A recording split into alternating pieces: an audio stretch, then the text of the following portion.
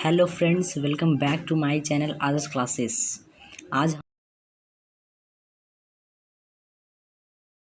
आज हम लोग ज्योग्राफी का चैप्टर 1 रिसोर्स एंड डेवलपमेंट का topic number 3 development of resource पढ़ेंगे। पिछले वीडियो में हमने टाइप्स ऑफ रिसोर्स के बारे में जाना था। आज हम लोग डेवलपमेंट ऑफ रिसोर्स के बारे में जानेंगे। आखिरकार डेवलपमेंट ऑफ रिसोर्स का मतलब क्या होता है? What do you mean by development of resource? Development of resource का मतलब होता है रिसोर्स का डेवलपमेंट। आखिरकार रिसोर्स का डेवलपमेंट कब और कैसे होगा, उसी के बारे में आज हम लोग जानेंगे। Resources are vital for human survival as well as for maintaining the quality of life. यहाँ का मतलब क्या हो गया? यहाँ पे लिखा गया है कि resources are vital for human survival as well as for maintaining the quality of life. इसका मतलब ये हो कि रिसोर्स जो है ह्यूमन के सर्वाइवल के लिए बहुत ज़्यादा इंपॉर्टेंट है, और क्वालिटी ऑफ लाइफ, अगर ह्यूमन बींग्स चाहता है कि क्वालिटी ऑफ लाइफ मेंटेन करे तो उसके लिए रिसोर्स का होना बहुत ज़्यादा ज़रूरी है। It was believed that resources are free gift of nature. ऐसा लोग पहले मानते थे कि रिसोर्स जो है वो फ्री गिफ्ट ऑफ नेचर है। ऐसा लोग पहले मानते थे। As a result human beings used them indiscriminately and this has led to the following major problem. इसके कारण क्या हुआ कि ह्यूमन बींग्स जो थे इसको इनडिस्क्रिमिनेटली यूज़ करते थे रिसोर्स को। What are the major problems? Here are major problem depletion of resource for satisfying the greed of few individual के ग्रिड्स को सेटिस्फाई करने के लिए रिसोर्स का डिप्लीशन हुआ। मतलब जब ह्यूमन बींग्स ऐसा सोचते थे कि रिसोर्स जो है वो फ्री गिफ्ट ऑफ नेचर है, इसके कारण क्या हुआ कि रिसोर्स का डिप्लीशन हुआ। क्यों डिप्लीशन हुआ? क्योंकि कुछ इंडिविजुअल के ग्रिड, उसके लालच को सेटिस्फाई करने के लिए रिसोर्स का डिप्लीशन हुआ। Second point, accumulation of resources in few hands which in turns divided the society into two groups, haves and have not, or rich and poor। क्या हुआ कि accumulation of resource in few hands, कुछ लोगों के हाथों में resource का accumulation हुआ। accumulation का मतलब जमाव। which in turns divided the society into two groups, जिसके कारण क्या हुआ कि हमारा जो सोसाइटी है वो 2 ग्रुप्स में डिवाइड हो गया। पहला ग्रुप हैव्स, जिसके पास रिसोर्स है, और दूसरा ग्रुप हैव्स नॉट, जिसके पास रिसोर्स नहीं है, और बोल सकते हो रिच और पुअर। तो हमारे सोसाइटी को रिच और पुअर में डिवाइड करने का मेन रीज़न है रिसोर्स का अनडिस्ट्रीब्यूशन, अनइक्वल तरीके से डिस्ट्रीब्यूशन। एक एक्टिविटी यहाँ पे दिया हुआ है, इस एक्टिविटी को खुद से करना है। पहला एक्टिविटी क्या है कि इमेजिन, हमें बोल रहा है imagine if the oil supply get exhaust one day, how would this affect our life style. अगर एक दिन ऑयल का सप्लाई बंद हो जाए, आज जो हम पेट्रोल डीजल केरोसिन का यूज़ करते हैं, एक दिन अगर पेट्रोल डीजल केरोसिन सारा चीज़ बंद हो जाए तो how would this affect our life style. ये हमारे लाइफ स्टाइल को किस तरह अफेक्ट करेगा? हमारे लाइफ स्टाइल में चेंजिंग, बहुत सारे चेंजिंग आएंगे। तो इसका आंसर तो कमेंट सेक्शन में बताना।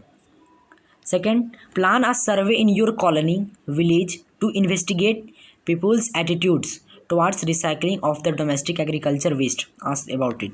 मतलब अपने कॉलोनी में एक सर्वे करना है। उस सर्वे में क्या करना है कि लोगों के एटीट्यूड के बारे में जानना है कि लोगों का एटीट्यूड कैसा है डोमेस्टिक और एग्रीकल्चर वेस्ट के प्रति। उनसे पूछना है कि what do they think about resource they use. वे जो रिसोर्स यूज़ करते हैं उनके बारे में वे क्या सोचते हैं। अपने कॉलोनी में किसी से पूछना कि तुम वाटर का यूज़ करते हो तो वाटर के बारे में क्या सोचते हो। Water free gift of nature है या इसका एक कुछ इंपॉर्टेंस भी है। सेकेंड क्वेश्चन उनसे पूछना कि what is their opinion about the waste and its utilisation.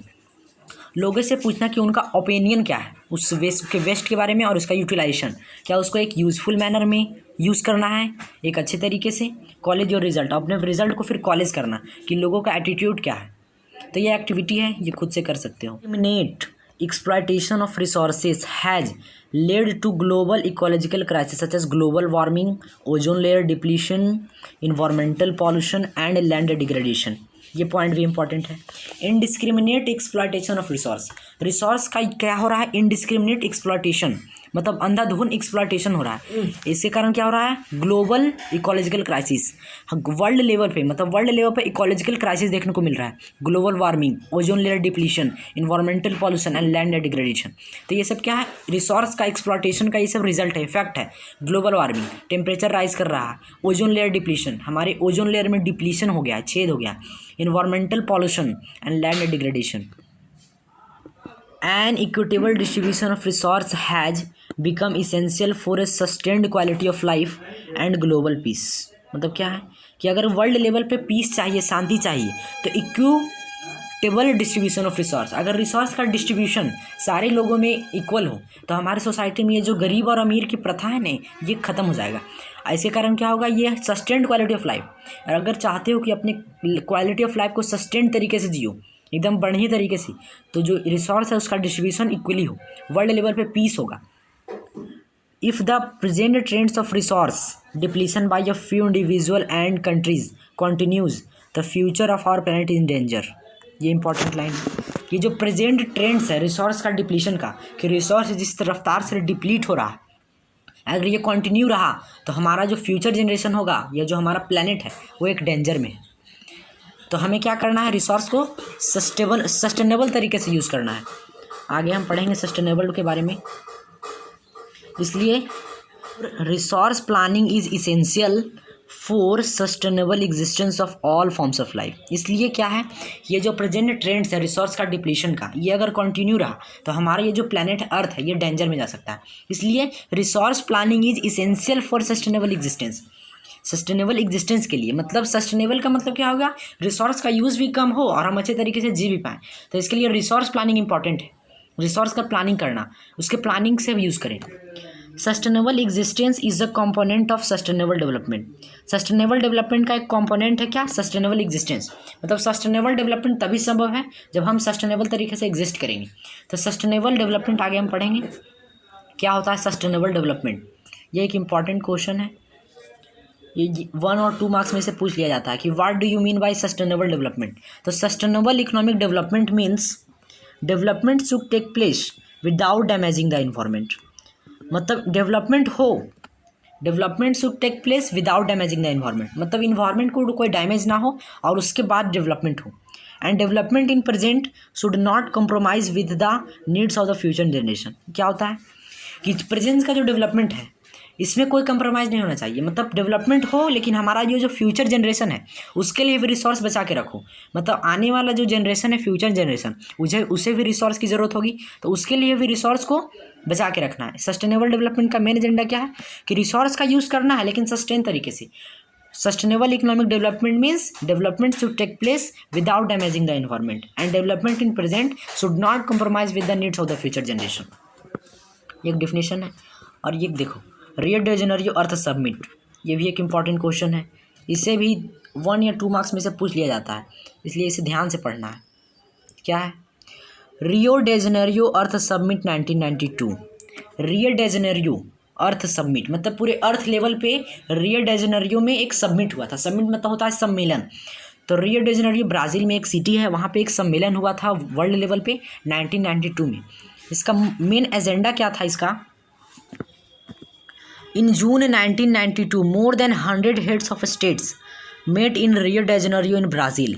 देखो क्या है कि जून 1992 में more than 100 heads of states, मतलब मोर देन 100 कंट्री कहाँ पे मिले थे, रियो de Janeiro ब्राज़ील में एक सिटी है, for the international earth summit. उन लोग किस लिए मिले थे, इंटरनेशनल अर्थ समिट, फर्स्ट इंटरनेशनल अर्थ समिट। मैंने पूरे वर्ल्ड लेवल पे पहली बार वहाँ पे अर्थ समिट हुआ था, मतलब पृथ्वी सम्मेलन उसे बोला जाता है हिंदी में। The summit was conveyed for addressing urgent problem of environmental protection and socio economic development at global level. ये जो समिट था अर्थ समिट रियो डी जेनेरियो, ये क्या कन्वेंट कर रहा था, फॉर एड्रेसिंग अर्जेंट प्रॉब्लम, मतलब ये जो हमारा प्रेजेंट ट्रेंड्स में ये जो अर्जेंट प्रॉब्लम चल रहा है उसके बारे में एड्रेस करना है लोगों को। Environmental protection and socio economic development of the global level, मतलब वर्ल्ड लेवल पे इन्वायरमेंट को कैसे प्रोटेक्ट करना है, और सोसाइटी में economic development, socio economic development. तो इस पे वहाँ पे वर्ल्ड लेवल पे एक मीटिंग हुआ था। द असेंबल्ड लीडर्स, जितने भी असेंबल्ड लीडर्स थे जो असेंबली में पार्टिसिपेट किए थे, sign the declaration on global climatic change and biological diversity. जितने भी असेंबल्ड लीडर थे वो क्या किए थे, साइन किए थे declaration on global climatic change, मतलब जो वर्ल्ड लेवल पे क्लाइमेटिक चेंज देखने को मिल रहा है उस पर ये साइन किए थे। And biological diversity, biological diversity क्या होता है, हमारे इन्वायरमेंट में बायोलॉजिकल डाइवर्सिटी मतलब डिफरेंट लोग, डिफरेंट एनिमल्स, डिफरेंट प्लांट्स, मतलब डाइवर्सिटी, विविधता जिसको बोलते हैं बायोलॉजिकल।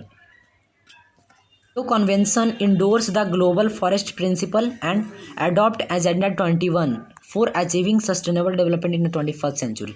ये देखो, ये जो रियो कन्वेंशन था, रियो डे जेनेरियो कन्वेंशन, ये क्या इंडोर्स कर रहा था? इंडोर्स का मतलब फोर्सली कर रहा था।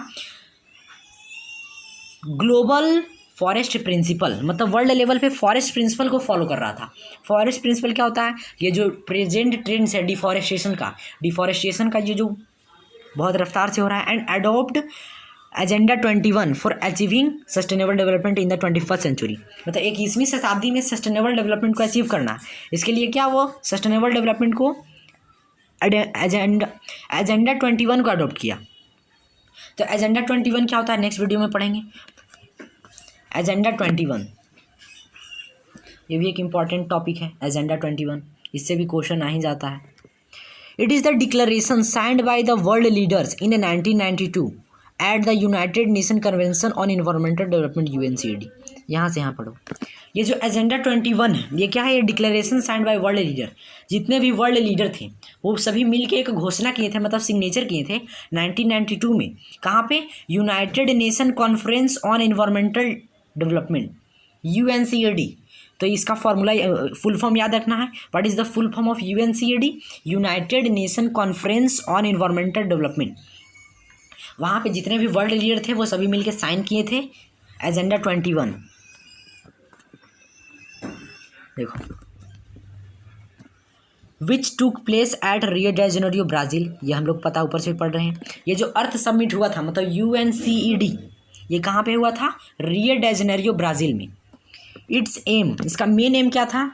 At achieving global sustainable development.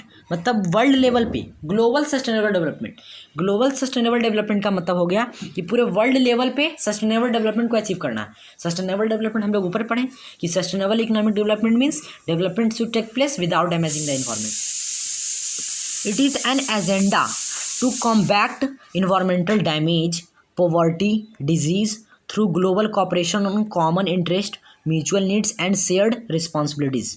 ये इंपॉर्टेंट है।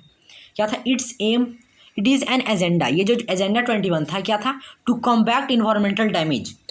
ये जो इन्वायरमेंटल डैमेज है उसे कॉम्बैक्ट करना है, मतलब उसे रोकना है। पॉवर्टी को भी रोकना है। Poverty is a major, poverty दरिद्रता जिसको बोलते हैं।